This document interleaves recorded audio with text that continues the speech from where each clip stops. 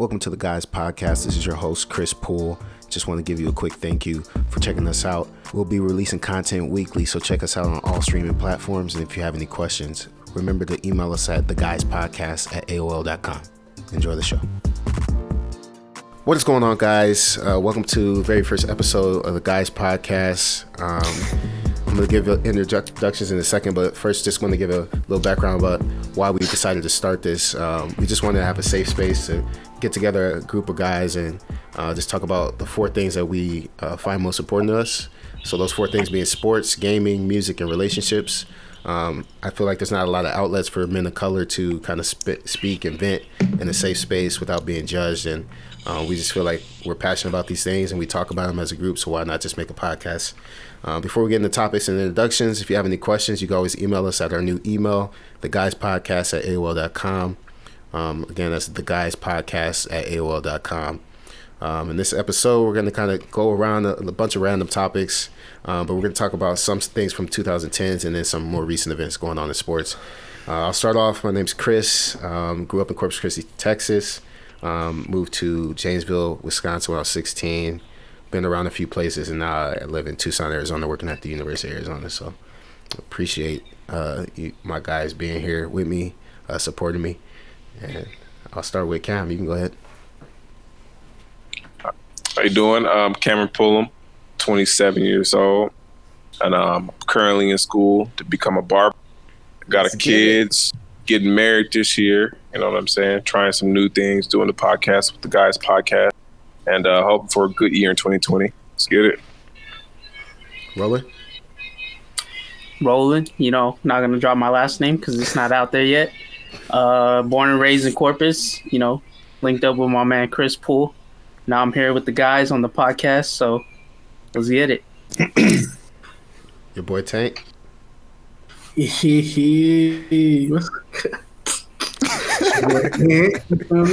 Anthony Tank, you feel? They call me a little bit of everything.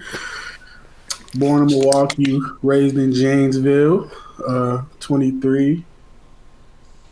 Simple living, man. Simple living. Caleb? I'm Caleb. I'm 23 years old. I'm currently in graduate school. I'm a business major. That's it. I'm from I'm in DFW right now. Yo, Conley. Hello? Oh, Hello? My goodness. Name's Kavan. 25 years old from Wisconsin boy. Born and raised here. Family man. Father of two.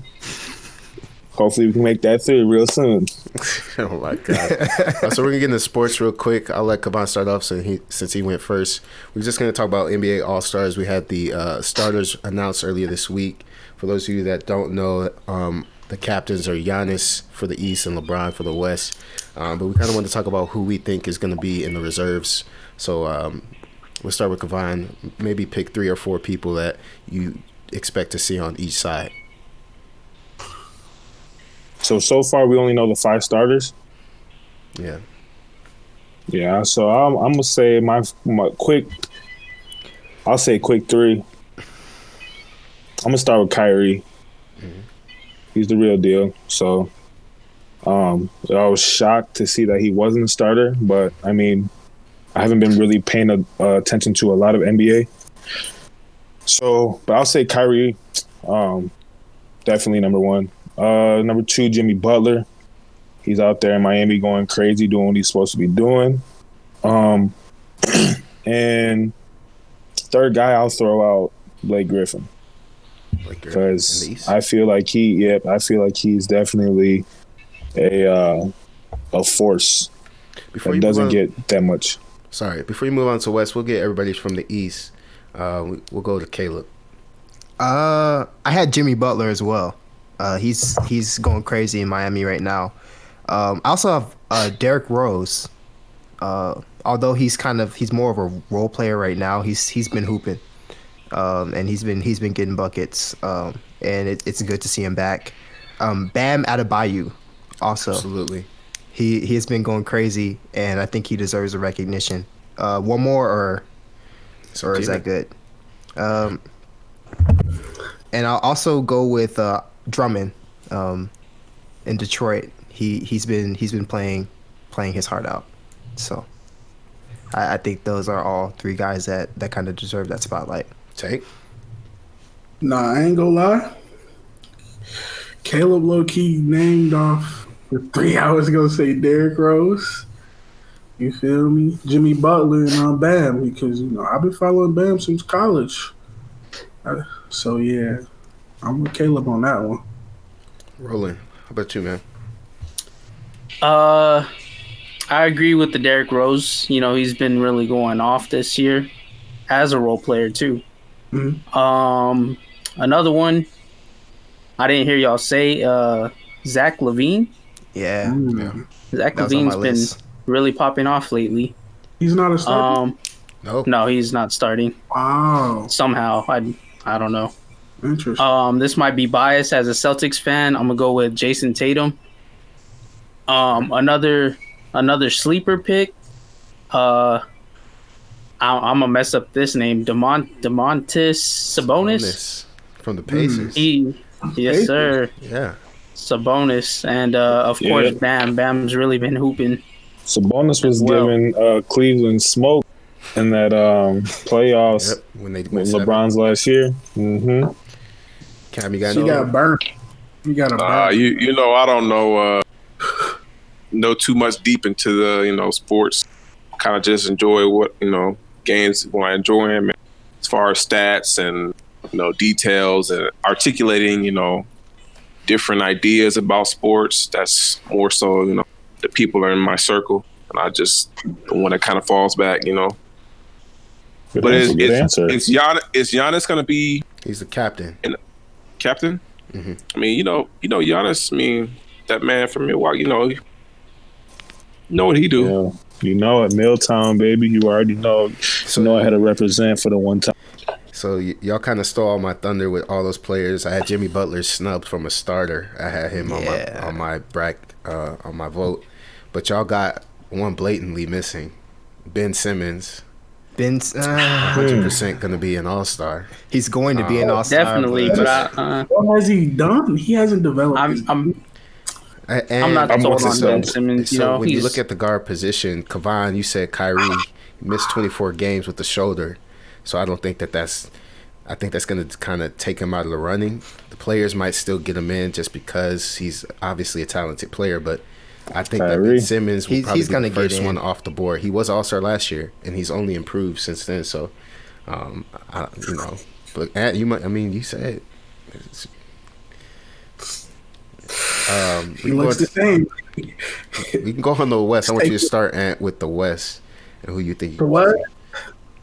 The West. Yeah. LaMarcus Aldridge. Oh. I feel like that boy hoop and he's expanded his range. He's expanded his range this year. He's taking a lot more threes. Yeah, that's really all I got for the West. I don't really like the West. I'm out East with the Bucks. I'm out East with the Bucks. Go ahead, Caleb. Paul George is not a starter. So, Wow. so let's just get that out the way. He is definitely going to be an all-star. One person that I think kind of deserves a credit for the step that they've taken up is Brandon Ingram. He's been hooping. He's probably not going to make it, but he's been hooping in my opinion. I think he kind of deserves a spotlight because he's got that team a lot better than I thought they'd be, especially without Zion. Is Devin Booker a starter? No. Devin Booker is going to be on there as well. Those are three, in my opinion, that should probably be reserves. Conley? Hey, that man Westbrook. Russell? Westbrook, that's a guaranteed. He didn't get a starting spot, but Westbrook for sure. Like Caleb said, Paul George. I'm trying to think of somebody that is on the outskirts.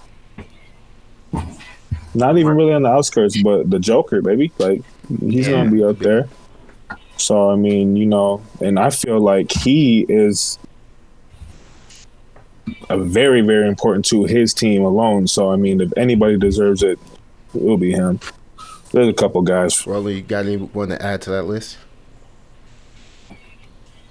You know me, big Devin Booker fan.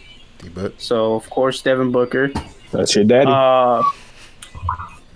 I'm surprised this one wasn't named. I'm sure you were probably going to name him, Chris. Damian Lillard. Damian, of course. I don't know Damian what they was Lillard. thinking.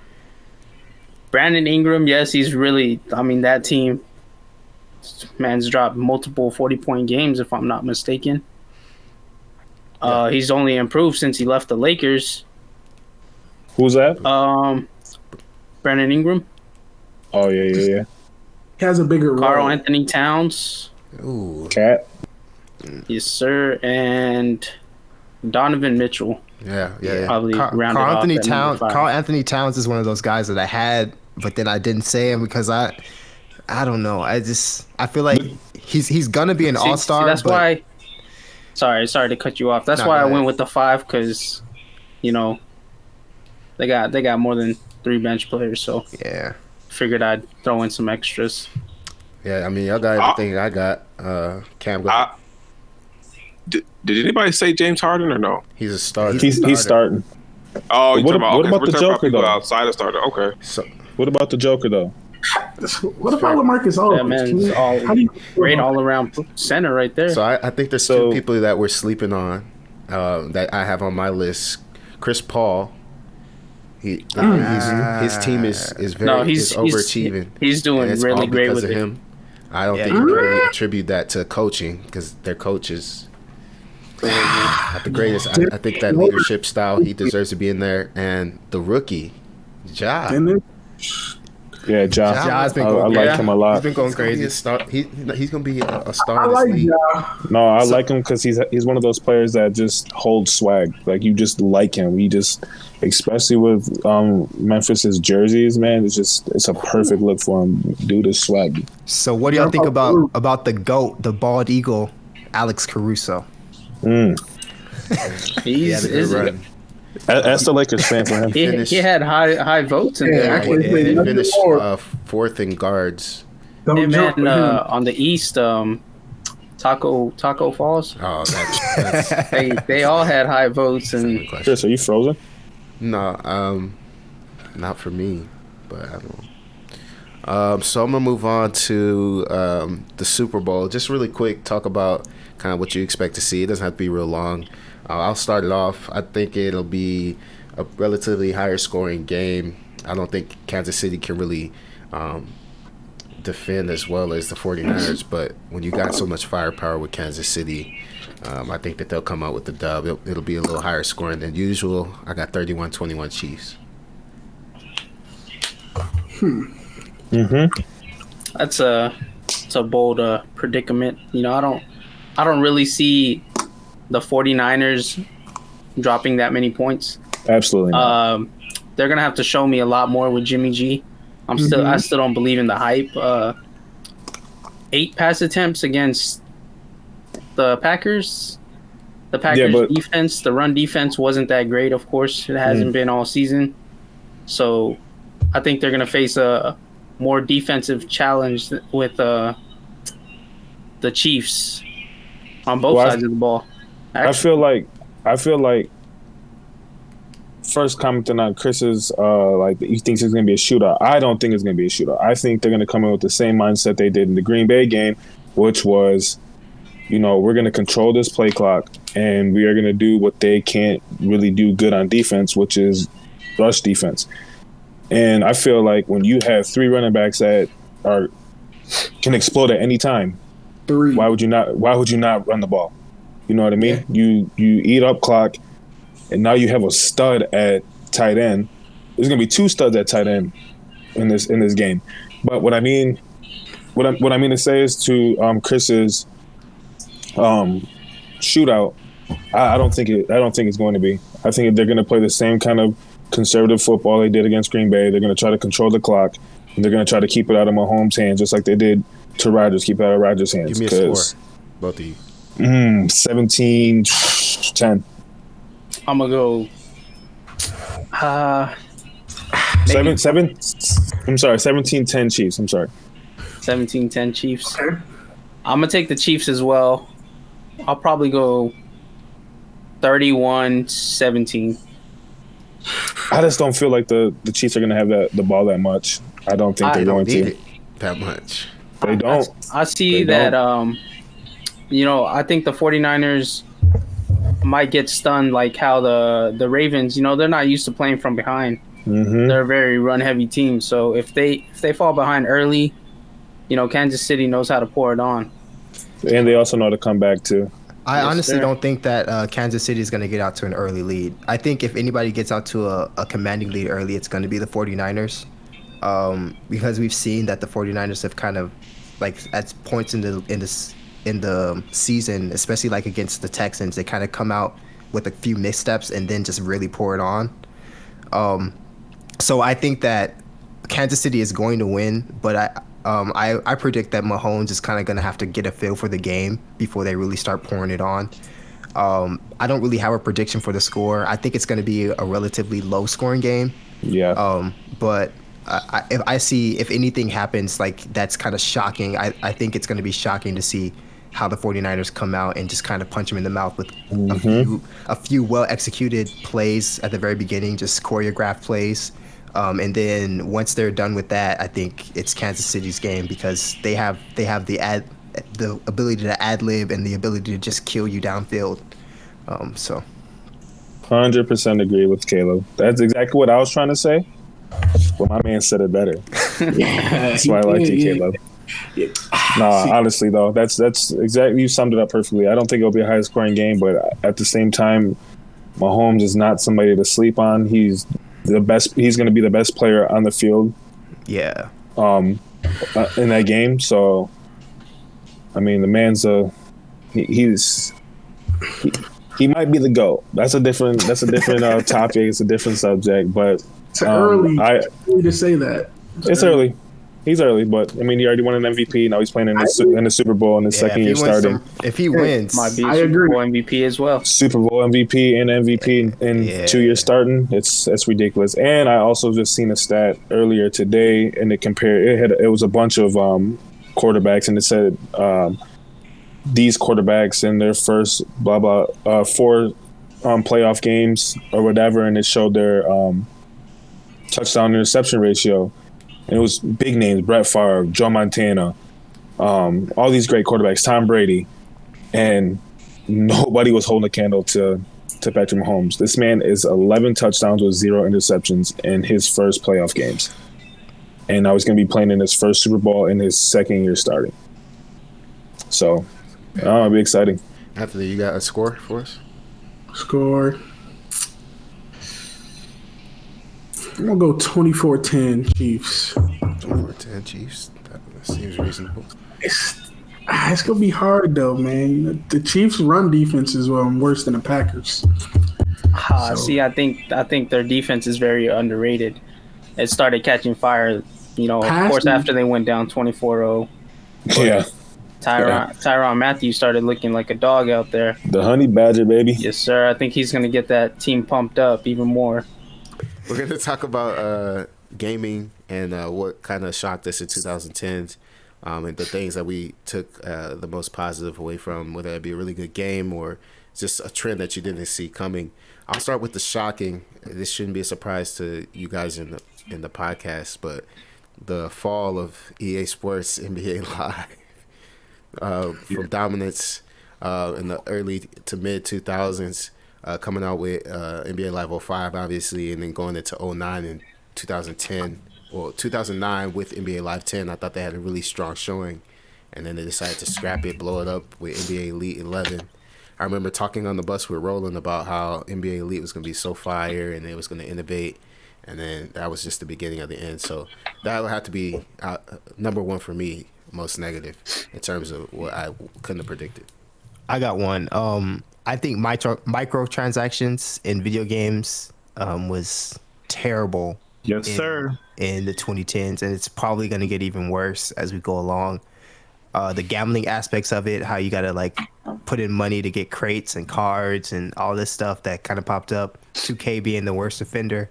It's just terrible. One of the most shocking things, and I think one of the most influential things that happened in gaming in the 2010s, and even like in Europe, they passed legislation to like make it so that it's less gambling like.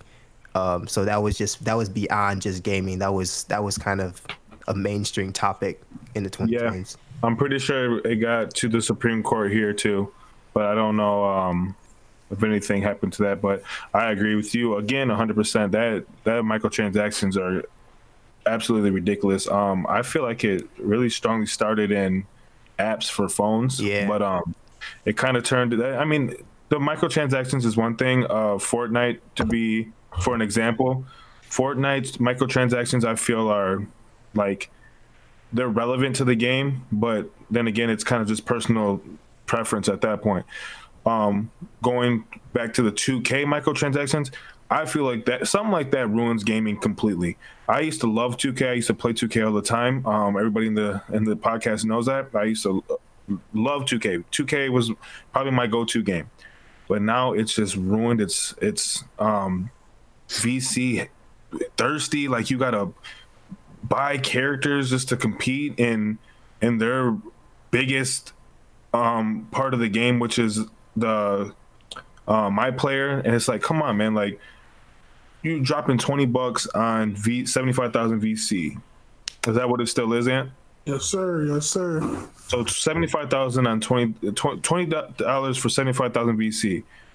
How long will it take someone to grind for that 75,000 VC? Probably days, maybe a week, maybe even 2 weeks, probably longer than that.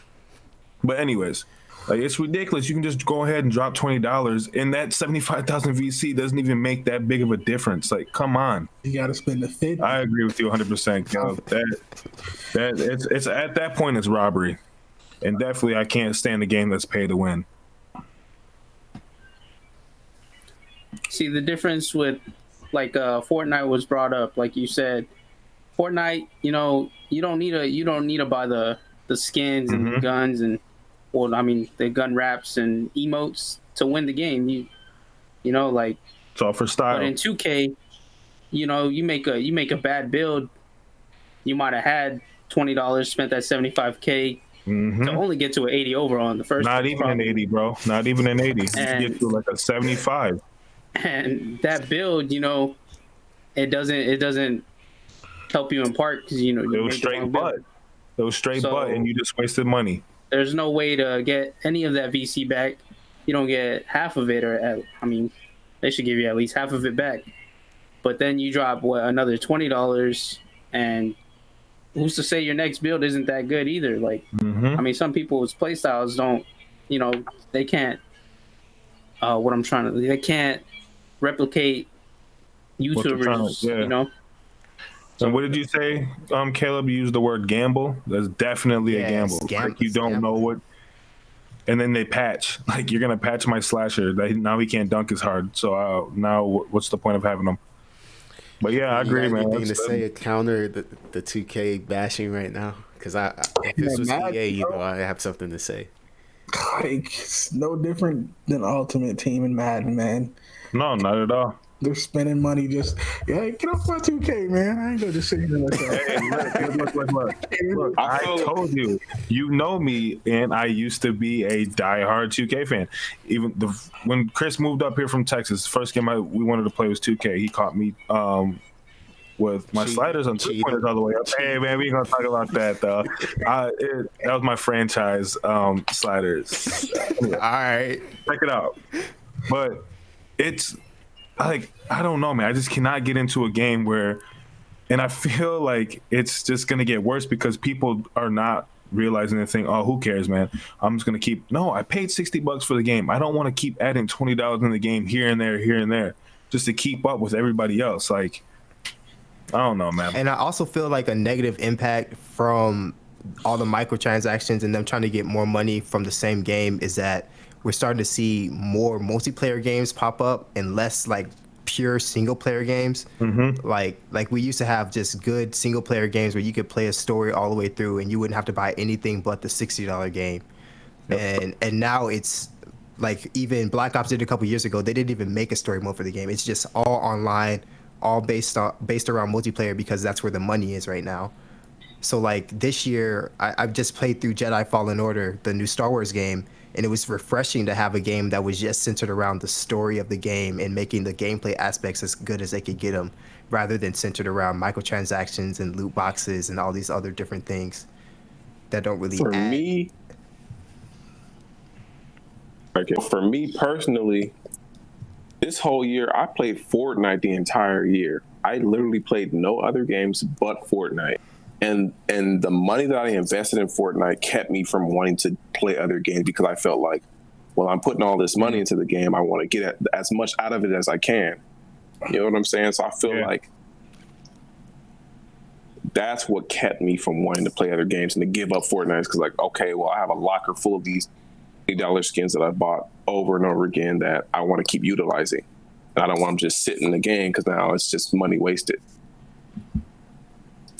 Yeah, I mean, I learned that the hard way with my account and getting hacked and banned. Like, I invested so much time and money into it just for it to be gone, and it really just woke me up. I mean, I wasn't putting a lot, like tons of money in. I was buying the battle pass or whatever, but it just showed me like they really don't care about the consumer. Like they did, I opened the case. They say there's zero tolerance. There's nothing we could do.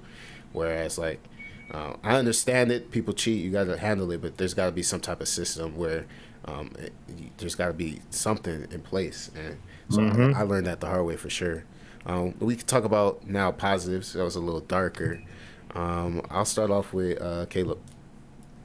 I just had the rise of indie games and indie game developers, like independent game developers, especially like on the PC end. Not every good game has to come from like a AAA game company now. I mean, it used to be back in the old days, just a small group of people would make games. And now we're kind of having a renaissance with things like Cuphead coming out. That's just a small independent group of people making games. Even Minecraft was an indie game before it got sold to EA, not Microsoft. Yeah. And that's kind of a cool thing to kind of see how people can just have the computer and code a game and have it be a really good game. So that's a positive in gaming that came out of the 2010s. All right. I would say a big positive for me was I'll say Nintendo Switch. I think Nintendo has always been up there. Well, they were the head front in video games, and then it came out the Wii. Then they kind of fell off with the Wii U, and then which I feel like the Wii U was a super cool game system. I thought it was amazing. Only thing I did think that was bad about it was the marketing on it. A lot of people didn't know anything about it, how it worked, how you know. They didn't think it was a new system. They thought it was. You know what I mean? Wii. Yeah. But I don't know. They came out the Switch, and I feel like the Switch is just the Wii U on steroids, and they did a lot better job of marketing it, explaining to people what it does, what it is, and I feel like this is one of the coolest systems ever, bro. And like Caleb said, the big thing about Nintendo is they don't have a lot of third-party video games for it, but a lot of indie games in their Nintendo store.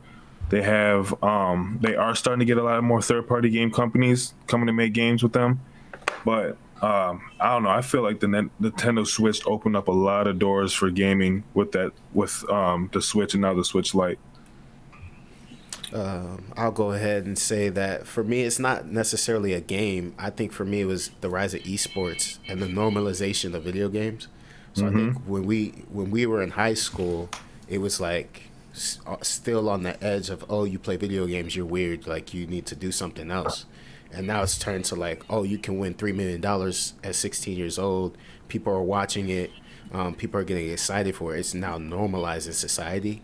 Ninja has done a great job with his platform. As much as like some people don't like support him and watch him, I think that he's really helped grow the gaming genre because he's showing that just because you sit in front of a screen and play a game doesn't mean you're weird or freak or living your you're wasting your life. Exactly. You're wasting time. It's something productive that you're just expressing the way that you feel and what you like to do, and it's not a negative thing. So that would be it for me. And can we thank Fortnite for that a little bit as well? Yeah. Because I think esports was like powered by Call of Duty, and I feel like Fortnite helped it a lot. And Yeah, Fortnite, And League of I think Legends. League was huge on the And League, international scale, yeah. but Yeah, League, StarCraft, when you have such a CS:GO. casual game as Fortnite and it's able to it touch all skill levels in such a social game, it didn't. It wasn't intimidating when it first started, and so everyone was able to just gravitate towards it. And it was always about learning something new, trying something new. So much creativity in the game.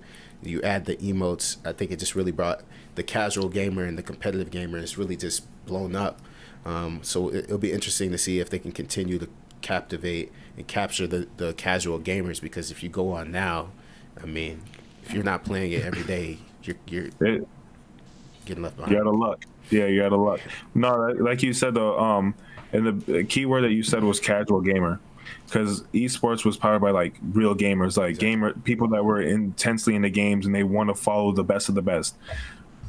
And I feel like you said it perfect. Like Fortnite targeted the casual gamers. They have kind of like a really weird fan base because it ranges from kids to adults to people like Ninja who were intense gamers. And I don't know, man. It's just a weird game. And like you said, it just opened up a lot of doors. Well, one positive thing that I got, out of the 2010s, it was the later in the years of the decade, but cross-platform gaming. Yeah. That's a big thing to me because I have a bunch of friends on Xbox and PlayStation, and I think Fortnite was the first one that introduced cross-platform gaming that I know as of. well. Yeah. Mm-hmm. Yes, and now Call of Duty's stepped into cross-platforming, and I find myself playing with my Xbox friends, more often than I did when I actually owned my other Xbox. So cross-platform gaming was definitely a huge positive for me. I think we also have to talk about cloud gaming and how that's it's the really late in the 2010s, but I think that's going to be something that was kind of initiated in the 10s that's going to really impact the next decade. Anthony, you got anything? Nah, man. As long as they keep that we can play together, I'm good, Yeah. I was happy in 2010s, you hear me? What I'll say, one more thing before we move on to music is, I guess one thing that shocked me now that I'm thinking about it is Minecraft and its ability to be relevant in literally every single year within a decade. And it probably is the oldest game that's still relevant, like easily by far. And they're still able to update it and do minor updates and still generate that much hype. When that come out?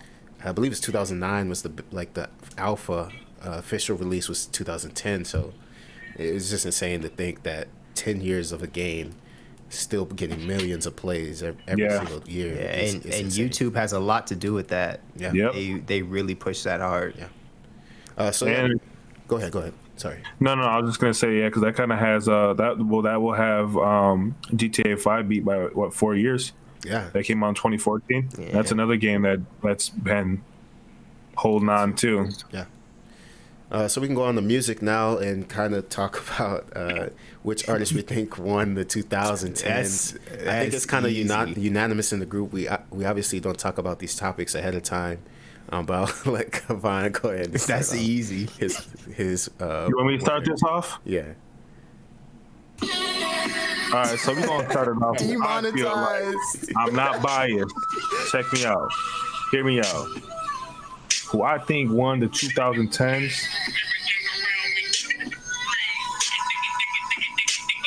Hold on, my bad. But hands down, Drake. I mean,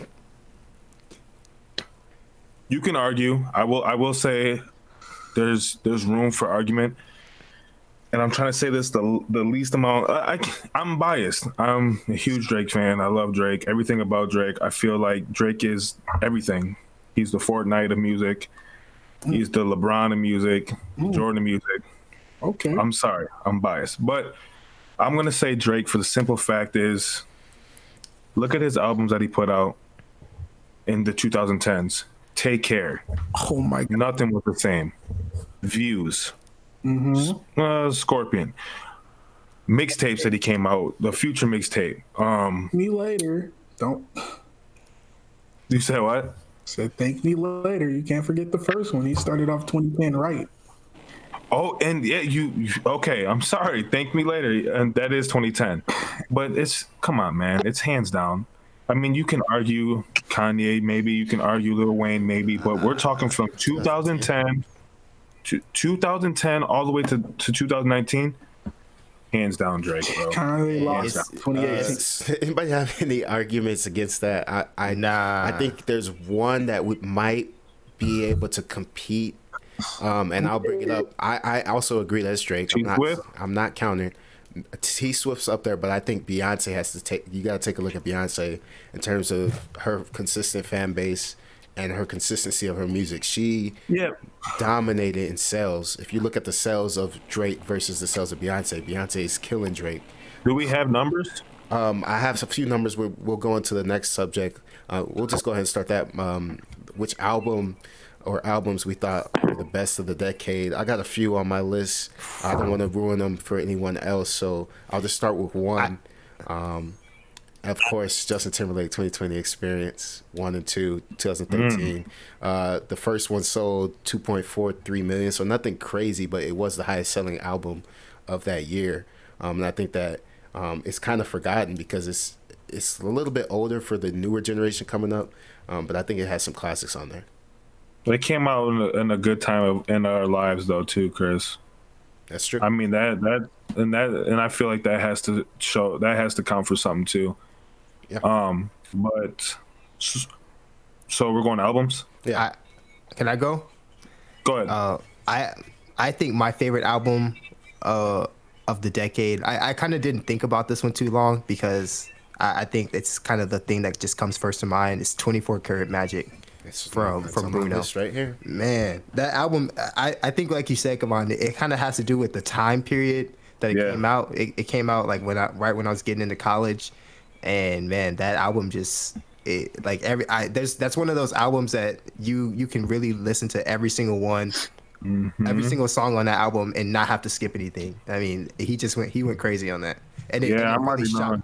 And it really shocked me. Like I just wasn't expecting that because I wasn't a huge Bruno fan before that. But he came out with that, and every single track on there is heat.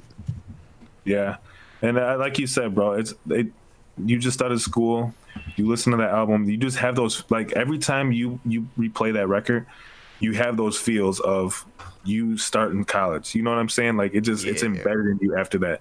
I'm gonna go with. Are we talking like on a personal, or are we talking about like what we think ranks, like would rank? It's kind of a fusion of both. You know what? I'm gonna have to go with. Here comes the Drake album. I mean, this probably won't rank up on anybody else's list. I'm just gonna say to me, and I'm gonna say Nothing Was the Same, because after I heard that, nothing was the same after that for me. You feel me?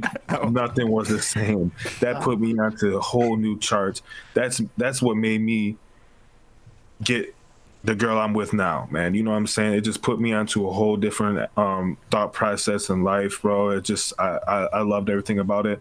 That came out in 2013, late 2013. So I just graduated.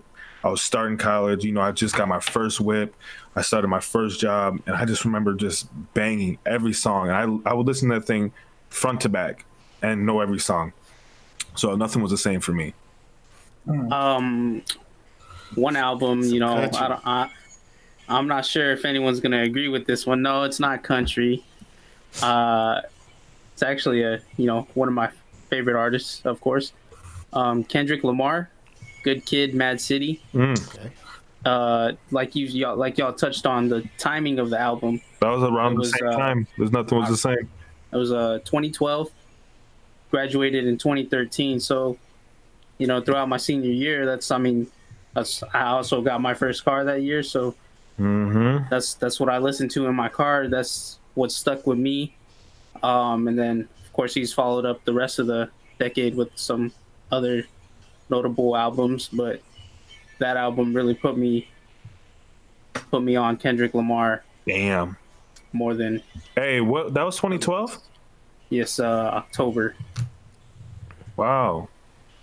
That was with Oh, go ahead. Ant. I actually saw Cam's. I know, Chris know where I'm going with this.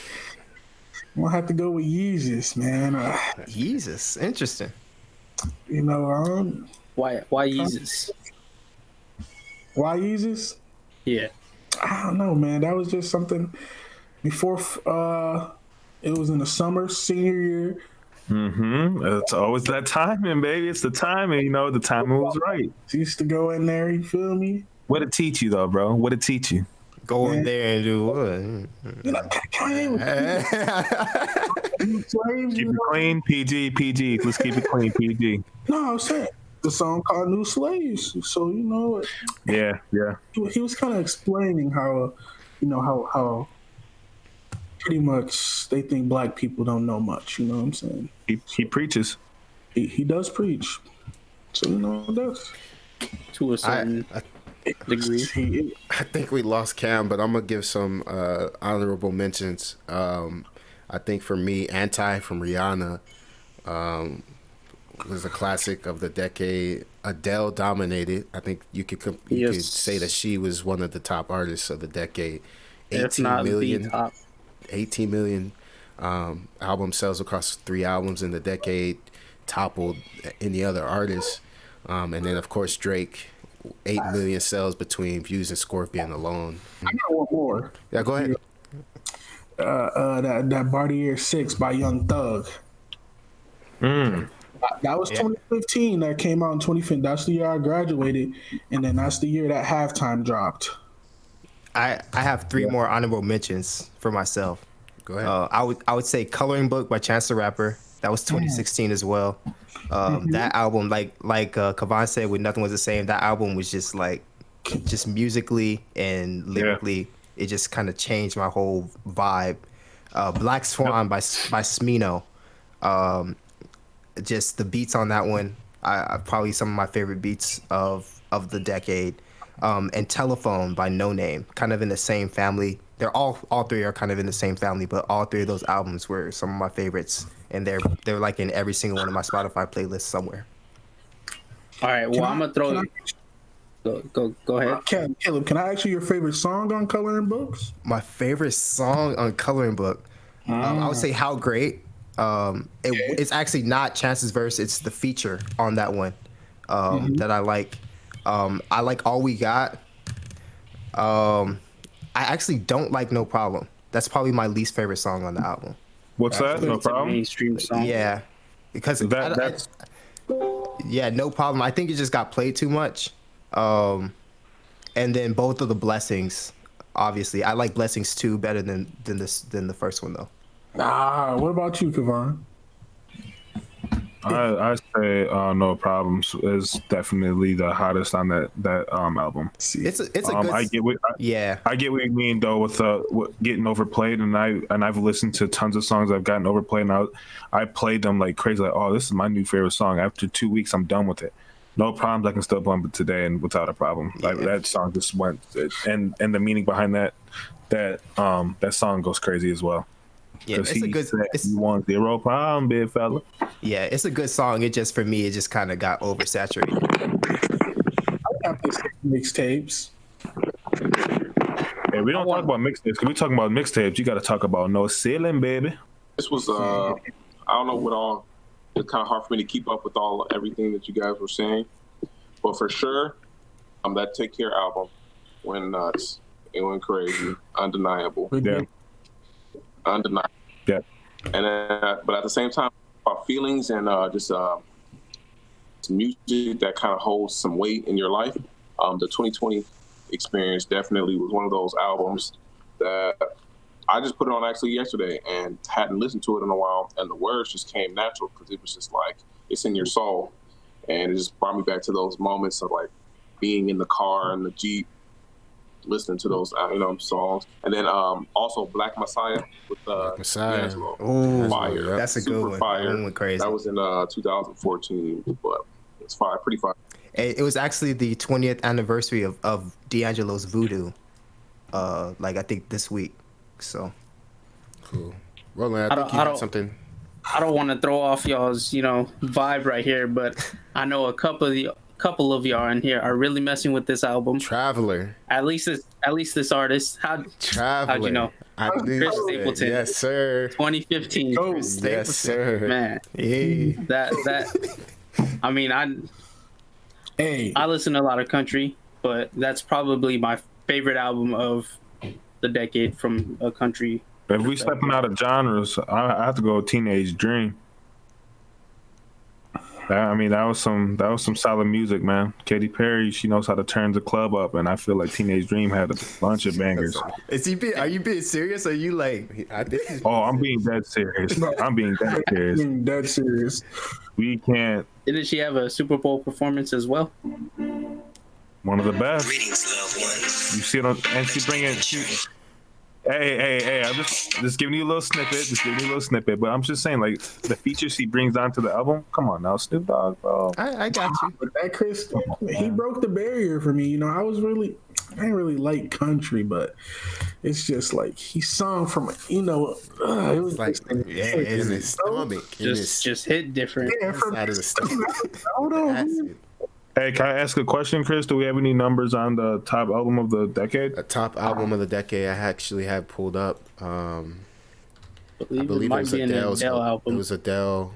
I can't remember the exact one. But it was up there. Highest selling album since 2010 is 21 Adele. Number 2, 25 Adele. So like I said, she dominated. Is on 1 and 2? Both Yeah, Adele. she's 1 and 2. So who's running up? 2? Ed Sheeran is 3 and 4. He's a goat. He can. And number 7. So yeah, Rihanna's 11. Adele again at 13. Bruno at 14. I don't see Drake. Who else in that? Who else is in that top 10? If this is the same list, Beyonce's at 4. Michael Bublé. We'll eliminate. I might have a different list than you, but that's just what I'm seeing here. Yeah, Adele's 21. Yeah. But yeah, she dominated. She just has. She transcends a genre. She's just a pure vocalist, and I think that's why people gravitate to her. Let's go ahead and get on to our last topic, so we can wrap this thing up. Relationships. I'm actually gonna. Cam, can you hear me?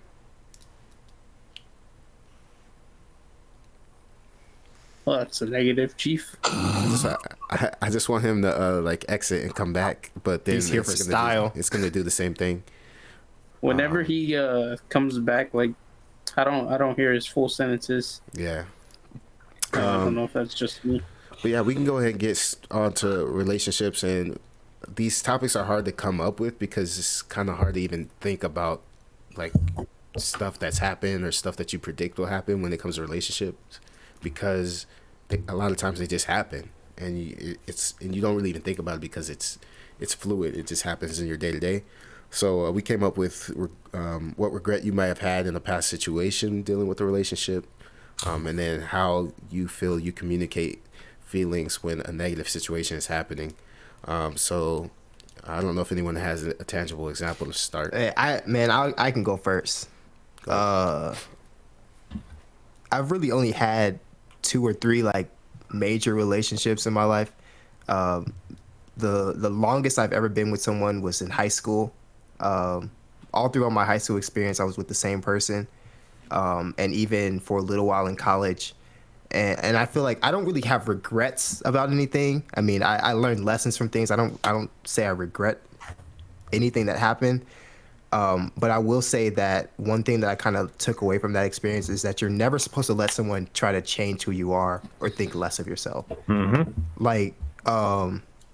In that relationship, it was all fun and games. Like, we were young, didn't really know much, and I was really immature and kind of not secure in who I am.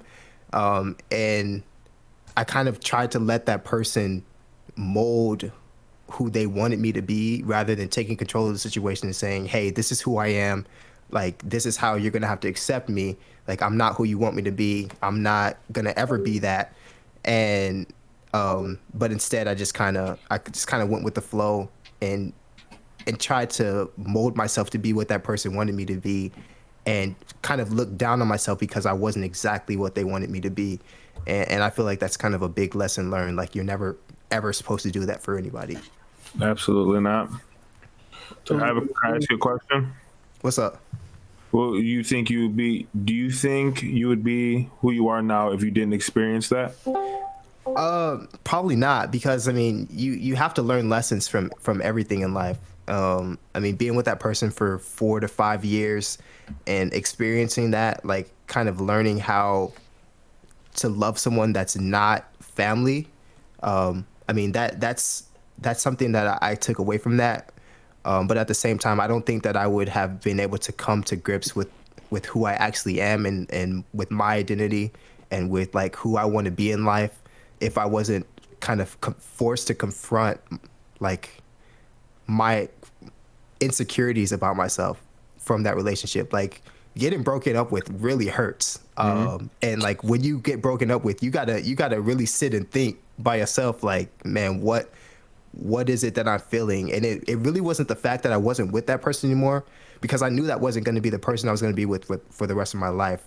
What I was really dealing with when we broke up was the fact that, like, I actually got to sit down and like understand what it is about me that she didn't like, what it is about me that I don't like, and how can I move beyond that to find someone that actually accepts me for who I am, and how can I accept myself for who I am. So Yeah, to add to that, Caleb, I think I went through a similar situation, but it wasn't through breaking up. It was through just, I felt like mistreatment at times, where there was a lot of like, what's wrong with me? Why am I not making this person happy? Why am I not doing the things that I feel like I should be doing? But inherently, looking back, like, it wasn't the case at all. It was just a case of just incompatibility, and that person trying to not make me someone I wasn't, but just holding me to a standard that I couldn't be. So I understand where you're coming from in that. Absolutely. I can go. I think for me, I think the biggest regret I've had, or currently do have, is I just don't think with us group of friends. I mean, I don't think this is a bad thing or like a blame. I don't think we have these type of conversations enough where we can open up to each other. I feel like a lot of times it's like we joke around about a lot of stuff, but just being able to sit and say, man, are you okay? Is there anything I can do? Just have a conversation as brothers and just kind of have that support. Because it's kind of tough to go to like your parents or, like your significant other. If you don't have someone to go to, like I wasn't going to go to my dad and say like, this is what's going on. And so sometimes there was like, man, who can I talk to? So I think that's one regret. But I mean, it's a part of growing up to realize that like people aren't going to judge you. It's not always about fun and games and stuff like that. Yeah, I agree with both of you. Anybody else? I think Cam was trying to talk, but I don't know if words were coming out. Cam? Me?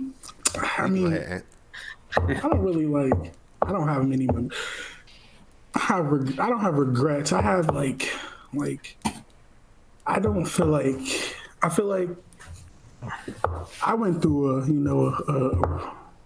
hard time with my mom and all that, and then me not grieving about that situation and trying to be with someone. Mm-hmm. I don't think that wasn't a good idea, because I was more so looking for love as a mother, and not as a significant other. So, it's just sometimes. Yeah, I feel you, bro. Because I feel like that's a big problem, and I don't know. It's just I get what you're saying, and we it's try to suppress pain. yeah, it's just a natural reaction of a human It is trying natural. to search out someone that can be a medicine at that time. It's hard to tell yourself that I just need to step back and kind of just be alone and think, versus like just trying to find someone that can take your mind off of it. So I can only imagine what that feeling's like, man. It's definitely tough. I feel you, Ant. I feel you on that, and I feel what you said, where you regret not grieving, because I was the same way when my cousin died. I felt like it's to the point where it's like you don't want to grieve because you don't want to believe it's real. You don't want to. It's kind of, you just want to forget it. You just want to forget about it, and you suppress it, and you put it back in the back of your head, and it's always going to be there. It's always gonna sit with you. You're gonna have to come to terms with it sooner or later. And I don't think I still have. It's extremely hard. And it sucks talking about it, because you just bring it up, and you know those feelings are there, but you don't want to express them. Mm-hmm. And I don't know if that's masculinity. I don't know if that's just lack of something that we didn't have growing up to teach us how to react to those feelings correctly. But I mean, you can always learn. I feel you, man. I think it's also could be attributed to the fact that like the stigma around men of color is that like you gotta be tough. You can't be hard. discuss those. Yeah, like you can't show any emotion. You have to be just let it like. I don't know. I think that's one powerful thing that about my dad is like he was never afraid to like cry in front of us. Like he tried to hold it in, but like he was never like ashamed to cry about something that made him happy or something was going on. And that's just one thing. Like it's okay to feel a certain type of way and not have to feel like you're being judged about it. Yeah. Right. Yeah, to transition into the next part of it, in terms of communicating feelings in a negative situation, I think this is more so like relationship with your significant other. For me, I think it took me going through a relationship where I was afraid to say anything because I felt like, oh, she's better than me, and like it's hard to explain, but basically I felt like she didn't get me, like I got her. I got lucky. I was the one that was reaching up, she was coming down. So every time there was a situation where I might have been unhappy, I wasn't 100% honest in that situation because I felt like, oh well, I'm just lucky to be with her. I don't want her to break up with me, so I'm just not even gonna bring it up. So like there's situations where I'm just like, I felt like I was still acting so young because I was not confident in myself. Whereas today, if there's something that I feel, I'm just gonna say it, and that's just the way I feel. Like, if someone is with me and cares about me, they should understand that if I'm just speaking my mind, it's nothing against them, and I'm just trying to look out for myself. It's nothing negative about that situation. Mm-hmm. I think I kind of have the opposite problem as you. Like, when something ticks me off or something like is bothering me in a situation, especially in a relationship, I feel like I talk immediately without thinking about what I'm feeling. I just kind of talk. I think for weeks. Man, like I won't even know like how to express what I'm feeling. I'll just know I'm feeling something and just talk and get myself in a really bad situation because I know there's negative feelings there, but I don't know why they're there. I just kind of like, hey, like something like that ticked me off. I don't know what's wrong, and I feel like I can be kind of too harsh about things because I'm just like I can snap like that and just like say something. I mean that I mean it, but I don't say it with the best. I don't know, with the best connotation. That's one thing that, I mean, I always bring up rapping a lot, but that's one thing that has really been a huge teacher to me when I really started getting into it and going to sessions is patience and not reacting to the first time situation. So it could be just a simple foul call, just being patient. But also when working with coaches, you could easily react to the first thing that they say to you, but you really have to take the context and take yourself out of the situation. So with like a relationship with a significant other, there could be a feeling that you have in that moment, you have to give it time and be patient before you put a reaction to that, because that reaction is something that you can't take back. And so that's really something I learned and developed, and it's really been helpful in my actual personal life, is to just see the whole situation, bigger picture, before inserting yourself in that situation, because silence can't be misquoted. That was the biggest thing I've taken away from officiating. Silence can't be misquoted. So if you say something, someone's always going to be able to tell someone else that's what you said. If you don't say anything, there's nothing to be said for that. See, well, I think I don't say enough because, like I said, I don't really know how to show emotions.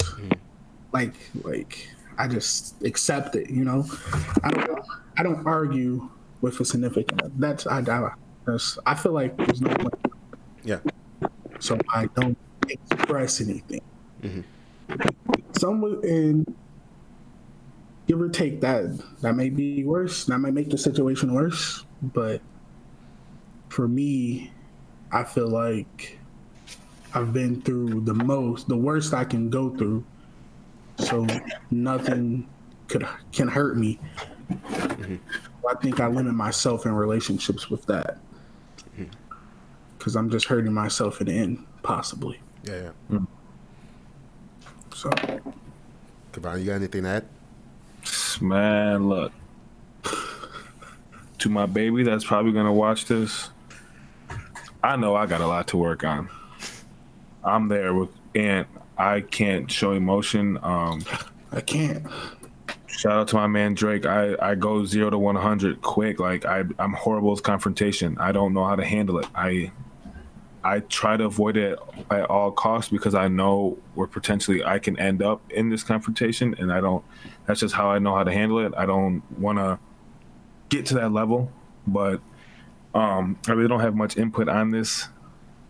I really appreciate listening to what you guys have to say because I'm learning from this. All I can say is I feel like in my relationship, I am very selfish at times, and that's something I'm trying to work on.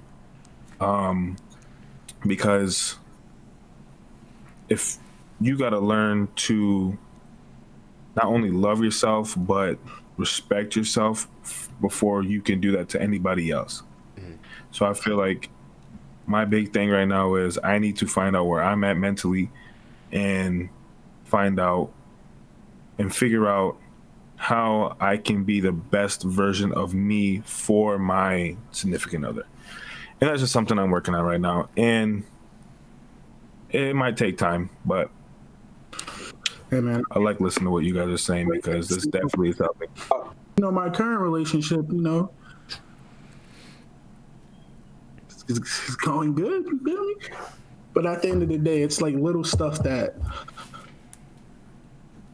I know I need to fix on myself. Stuff I shouldn't get mad at.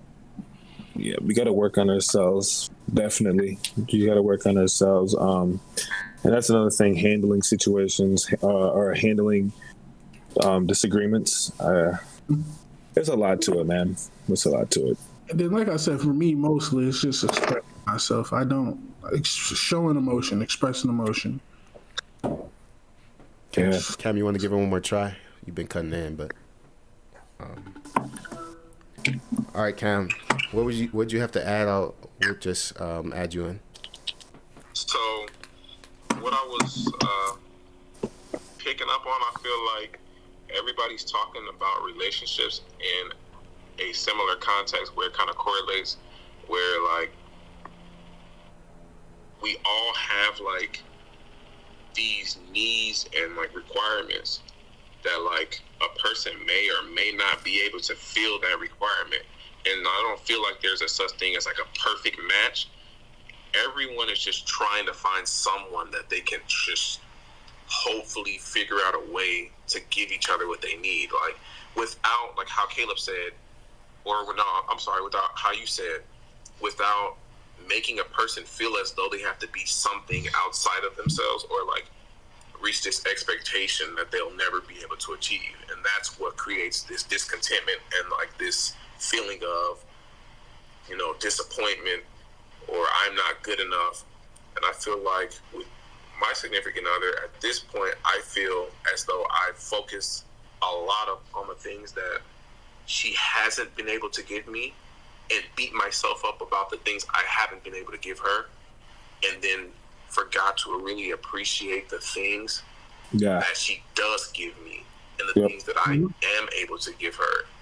And when you start focusing more on the things that you are or that you have been able to give, it puts it in a perspective where you realize that nothing is supposed to be perfect, and it's supposed to be trial and error. You know what I'm saying? And only the real ones make it through that, you know? Yes, sir. Yes.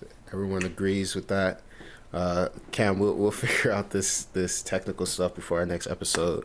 I'll keep you on the line, but I'm going to turn you down for our outro segment. We're about to wrap this up.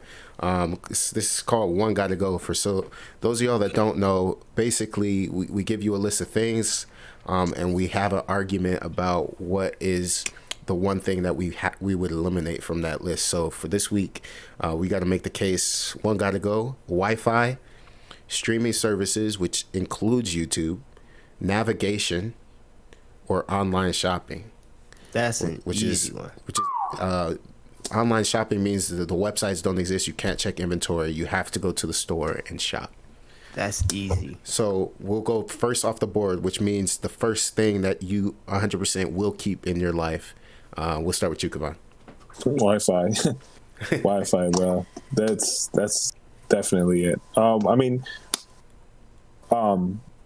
I guess technically you'd still have wired connection if you didn't have it Wi-Fi. I mean, I guess so in theory. But it doesn't and 4G. Wi-Fi. Oh, Wi-Fi, bro. My kids love YouTube, and that definitely helps me throughout the day. So I'm gonna have to say Wi-Fi is gonna have to be my number one thing to keep on the list. I'll go next. For me, it's a two-part: Wi-Fi and streaming. Kind of go hand in hand. You can't stream without Wi-Fi. And what's the point of Wi-Fi if you're not streaming stuff? So that would be my two to stay. Just to start. Navigation's got to stay. Like, I'm sorry, I can't get anywhere, especially in Dallas, without some sort of navigation. Like I would be lost, especially like with how much traffic there is out here. Like knowing which routes have the least traffic, how to avoid all those tolls. Like that is something that has got to stay in this world because it's one of the best inventions ever created. Absolutely, but that's it. That's crazy that you said that because that affects you way more than it affects me. Because I would say, like, I know where to go. Like, I go to certain places. I go to places I haven't been before, but I know how to get to a lot of places that are around me. And it feels like Texas is just so huge. Yeah. To where it's like, there's no way you can memorize it. You can't because it's way too big. I can travel through 5-6 cities and only take me 45 minutes, and 45 minutes gets to the other side of your 45 minutes gets you to the other side of your city alone. Not even. Yeah, so I get where you come from on that. That's crazy. That's a different perspective because it's different living. Big boy Ant. Oh, Wi-Fi, no question about it. Yeah, Wi-Fi and streaming. Yeah. No, Wi-Fi and streaming. Roller? To stay, right? Yeah. Must stay. Y'all have already said it pretty much. Of course, combo package, actually, the Wi-Fi and the streaming services, because can't really have one without the other. For me, I'm gonna talk about the one that I would get rid of. Cam, are you there? Yep. Cam, go ahead and give your answer. You heard everything, right? He got to unpause it so you can record him. I heard the options, but I didn't hear what everyone else was saying. But of course, like you were saying, to me, obviously, it's necessary because I'm gonna keep streaming, and there's no streaming without Wi-Fi. So I mean, that's perfectly logical. You know what I mean? Yeah. And when it comes to online shopping, I'm not much of an online shopper. I like to go to the store, get it. I like to see it. I don't like to wait. I don't like to ship. I just like to get it and go. You know what I mean? So I'd rather go in the store, get that experience. So online shopping can go. For me, man, this is really hard because I don't think we realize how much we utilize online shopping. Yes, I was just Not going to say the for same thing. ordering, but for inventory. I'm not even going to the store if I know that they don't have it. Yeah. So for me, I can get rid of navigation because there's always maps. There's physical maps. Yeah, And that's my point and too. there's something that they always did. It's kind of like bowling. You know how it automatically calculates bowling, and that would really suck. But if they got rid of it, we would just learn how to keep the score. So I think that I would get rid of navigation and just have some maps in the car like the olden days. Well, the thing the thing that Kim said, like, I agree with him on the online shopping. Like, I would rather go to the store and pick out what I want, get it the same day. I would love that. But we got to be realistic, bro. We got to be realistic. I use online shopping way more than what I think I use it. And like you said, like, you just want to check stuff. You want to see how much it costs. You want to see if they have it. Half the time you go to the store, they don't even have it. You have an abundance of items that are on Amazon that you go to, and different carriers that range from different prices. You go to Walmart, you only have a select few, and it might be out of stock when you get there. So I'm going to have to say online shopping to keep, and I'm going to go with navigation too. Because if I'm going to go, just to say something real quick, because if I'm going to go somewhere that I have no clue where it is, I can always stop in that general area where people are familiar of what's going on around them. It depends where you're at in the country. Not but Dixie. I see what you mean. But the thing is, I live in Wisconsin, baby. I'm a Wisconsin boy, baby. We got three things around us. We got three things around us. We got Madison, Rockford, and the Dells. And I know them all, so I don't need the navigation. I'm going to go with the unpopular opinion here. I think Wi-Fi can go. Now, hear me out. We have 4G, and we have wired internet connection. Wi-Fi is just making it wireless so that we're not tethered. And that's just in the house. But I mean, with technology like 4G that's almost as fast as Wi-Fi, and 5G coming that's going to be faster than Wi-Fi, and then being able to wire up, like, I mean, I just don't think that Wi-Fi is as necessary as it was 5 to 10 years ago. Like, we have other means of connecting to the internet. It's not saying that the internet's going to go. It's just the means of accessing it wirelessly in the house. Like, there's other ways of getting to the internet. That's I like it. Fair point. But riddle me this, buddy. How am I supposed to put on this YouTube for kids on my TV? You plug it up with the Ethernet cord, bro. I got a 75-footer going from my computer back there, bro. That's a lot of cord. That's a lot of cords running through the crib, man. You better have the argument could be made that if there was no Wi-Fi, that it would be more common practice to have more ports in the house and everywhere. Stuff like that. Yeah. So yeah. But I just don't think Wi-Fi. Kids.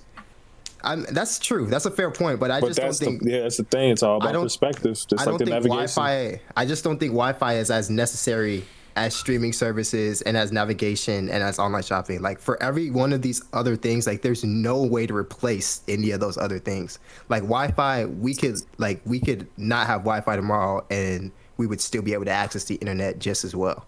No, you ain't gonna lie. You changed my mind because I don't even use Wi-Fi now, really.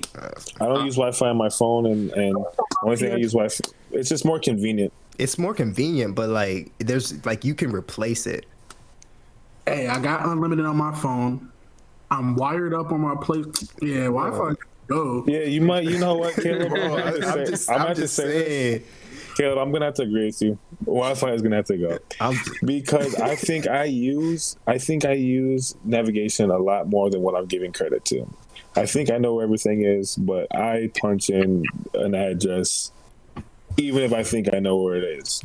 But and you made a good point with the 4G because I don't use Wi-Fi a lot. I'm using Wi-Fi. When I come home and my phone is connected to Wi-Fi, I will disconnect it and just use my LTE. Because sometimes it's faster. Yeah, you know what I mean? And the only thing I do use for Wi-Fi is like the PlayStation that could easily be wired up, like you said, or the TV.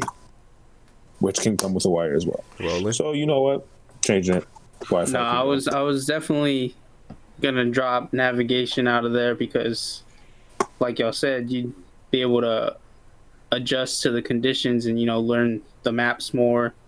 Like Kavon said, dip into a store or whatever's around and ask for directions. But Caleb did change my mind. I'm not gonna lie. Because look at that. What's more convenient though?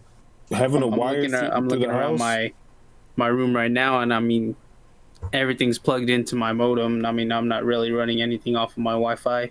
And it's faster. Yeah. Like Kavon said, my phone, I don't turn the Wi-Fi on that. But that's fair, man. Yeah. Well, y'all, that's all the topics we had. Does anybody have any final thoughts? Not only that, on the Wi-Fi, like y'all said, with the maps, you change your way you navigate.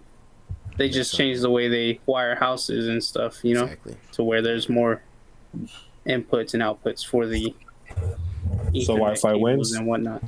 I mean, that's because I'm still getting rid of navigation personally, because that's just something I've always wanted to do, is learn maps. Like when people say get on the 10 and go to the 39. That's I'm dead. like, I'm gonna look. Hey, Chris, I'm gonna look at them like this. Who, boy?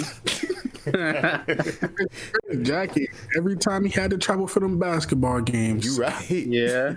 You're right, but I wish I knew. Like, I wish I knew. Like, oh, it's off of this street. I can get there, but I really can't. But yeah, man, we appreciate y'all if you're watched to this point.